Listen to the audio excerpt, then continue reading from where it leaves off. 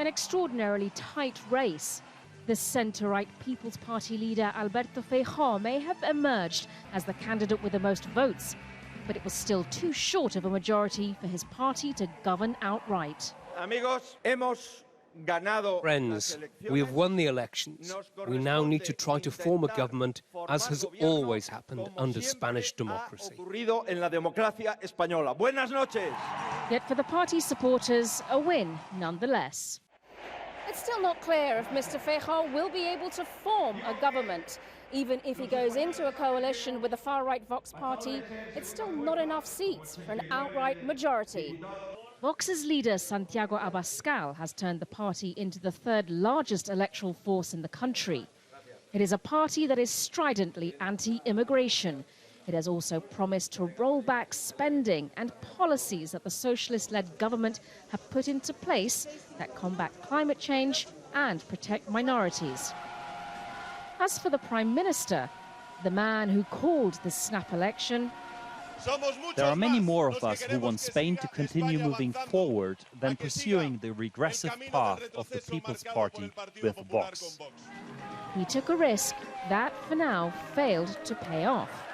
It paved the way for a possible far-right presence in the government, not seen since Spain's return to democracy in the 1970s. Sonia Gallego, Al Jazeera, Madrid.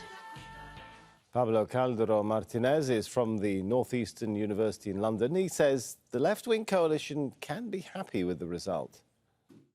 To be honest, I'm surprised in the sense that I think the left has slightly overperformed to what most of the polls suggested.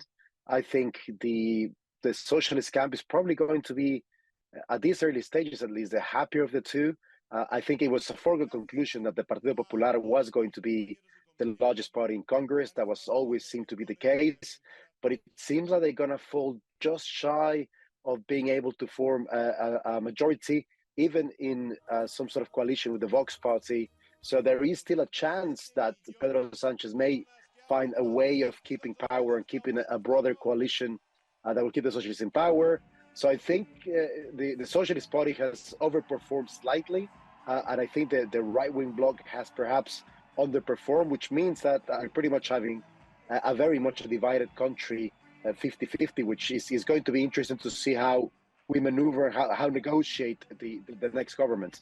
What the Vox Party is successfully doing is perhaps pulling the Conservative Party, the Popular Party, a little bit more to the right. And they've been very successful to a great extent in making this election about what they wanted this election to be, which is cultural issues, climate change, social problems, social issues, economically speaking. And the economy has been relatively good in Spain over the last 4 years. And that's the strong card of the socialist government. But I don't think they've been able to really make this election about the economy. And it's been more about cultural wars, really. And that has benefited the right slightly more.